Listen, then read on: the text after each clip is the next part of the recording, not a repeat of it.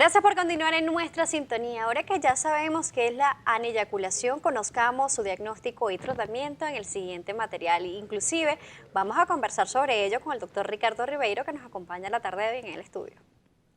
El tratamiento de la aneyaculación comprende la prescripción de medicamentos, la estimulación vibratoria del miembro masculino, la electroeyaculación y la fertilización in vitro. Sin embargo, los especialistas consideran que la estimulación vibratoria del miembro es eficaz en 60% de los casos. Este tratamiento consiste en producir vibraciones desde los nervios sensoriales del miembro hasta la médula espinal, con el objetivo de provocar la eyaculación. Asimismo, la electroeyaculación se realiza bajo anestesia general, en el cual se introduce un dispositivo a través del recto. El sistema produce vibraciones que aumenta paulatinamente los nervios ubicados cerca de la próstata hasta que se dé la eyaculación. Y finalmente, la extracción de espermatozoides desde los testículos para la fertilización in vitro. Los especialistas recomiendan a las personas que presenten algún síntoma de aneyaculación acudir al médico con el objetivo de que él mismo establezca el diagnóstico y tratamiento adecuado. Bueno, este problema de eyaculación en el hombre es precisamente el tema de nuestra tarde de hoy. Estamos hablando con Ricardo Ribeiro, él es urólogo y estamos conversando sobre este tipo de trastorno, si se puede llamar de alguna manera. No se llamaría enfermedad, sería un trastorno que se genera en el aparato reproductor masculino, Sí, ¿no? correcto, porque como te dije en el segmento anterior, la aneyaculación puede darse por medicamentos. Cuando suspendes estos medicamentos, desaparece y el paciente va a eyacular normalmente. Pero ¿qué pasa cuando el paciente, incluso hay pacientes que nacen sin los conductos deferentes? Los conductos deferentes son unos conductos que salen de los testículos, de la cola del epididimo, que está por arriba de los testículos, van a llevar esos espermatozoides que se forman allí y lo van a llevar hasta la próstata.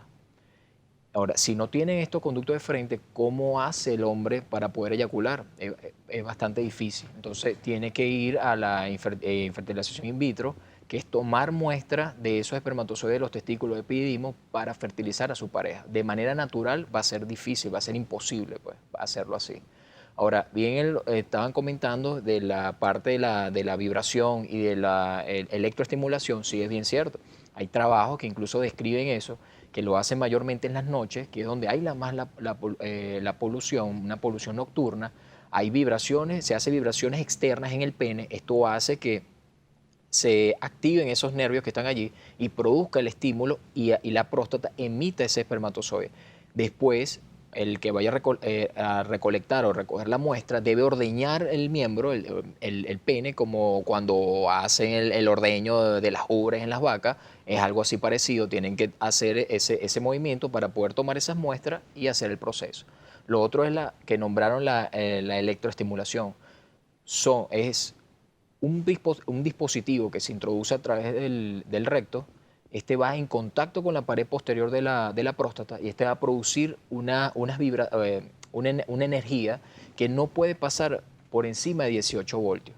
Esta energía va a producir que esos nervios que no emiten una buena señal, una señal adecuada, se cierre ese campo nervioso y pueda transmitir esa energía y poder emitir, la próstata puede emitir el eyaculado por el semen y tomar la muestra para después hacer infertilización in vitro en la pareja.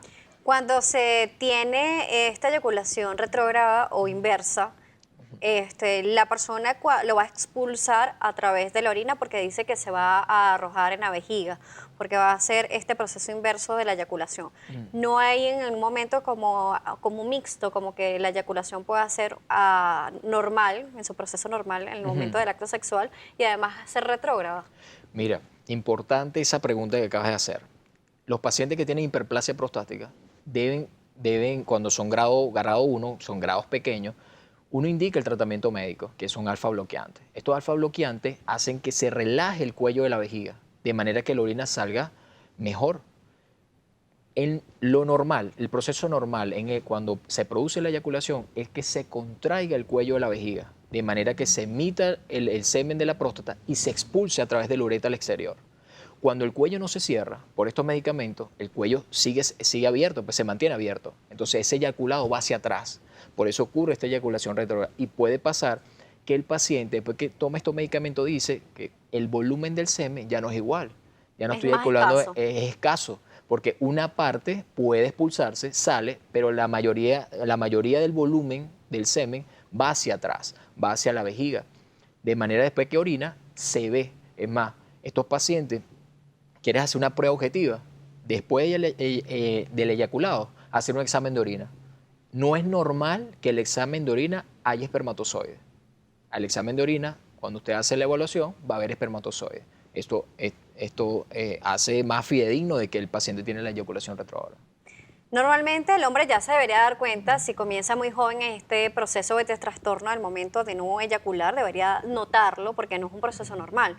Normalmente en la escuela nos han educado que el proceso de la fertilidad, tanto femenina como masculino, es de una manera muy específica y además que la eyaculación es en donde el espermatozoide va a tener ese conducto o canal para poder llegar a los ovarios y poder tener este proceso de fecundación. Entonces debería de repente al adolescente, al joven, ya le debe llamar la atención que no está llegando al proceso de eyaculación. Claro, fíjate, porque probablemente ellos se pueden dar cuenta porque conversan con otros amigos y el amigo dice, no, sí, ya yo expulsé y él no. Porque como te digo, puede haber una primera etapa que por eso te digo que puede ocurrir en los extremos, que incluso hombres jóvenes pueden presentar eyaculación y nunca la han tenido, o sea, nunca han tenido eyaculación y ellos lo toman como normal. Entonces, después a la larga, cuando empiezan la educación psicosexual con los padres o incluso un orientador, entonces ahí se dan cuenta de que sí, mira, no es normal lo que me está pasando, hay un problema acá y hay que ver entonces en qué renglón uno lo coloca al paciente, si es una causa idiopática, o sea, es desconocida, el paciente tiene una eyaculación y no sabemos por qué, si es una causa primaria, o sea, si hay una alteración anatómica o fisiológica en esa persona, o si es secundaria, si se debe a alguna ingesta de medicamento o algo externo. Muy bien. Si esta persona no tiene este proceso de eyaculación y la fertilidad se ve, en este caso, interferida, o sea, no se puede realizar la fecundación, pero es una persona muy joven. Ujú. Entonces, en ese proceso, de repente, su preocupación no va a ser de que no puede fecundar, de que de repente no pueda embarazar a una joven, Ujú. sino que su preocupación es que de repente no está haciendo el proceso de eyaculación o de repente no está sintiendo placer. Una persona que no eyacula, ¿siente placer? Mira, esa pregunta fundamental, importantísima, de verdad. Mayormente la aneyaculación lo consideran, y en los trabajos investigativos consideran que la aneyaculación verdadera está o no acompañada de orgasmo. Es decir, aparte que el paciente no eyacula, no siente nada. Entonces, mayormente esa es la verdadera aneyaculación.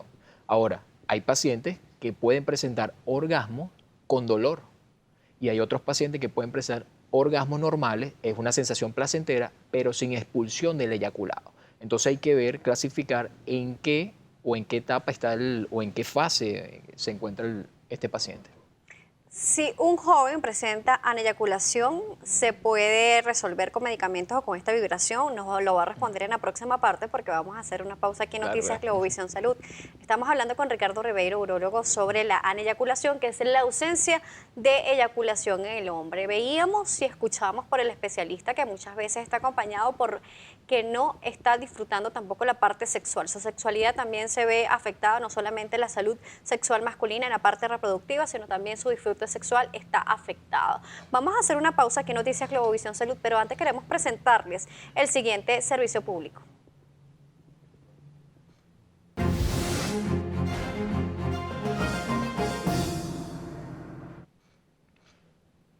Se solicita con carácter de urgencia lo siguiente: Sectibuten de 180 miligramos, cefatroxilo en suspensión de 250 miligramos o en pastillas de 500 miligramos. Personas o instituciones que puedan colaborar, comuníquese al 0416-912-1473. Repetimos, 0416-912-1473. Como siempre, agradecemos su buena voluntad. De esta manera realizamos la pausa y ya regresamos con más.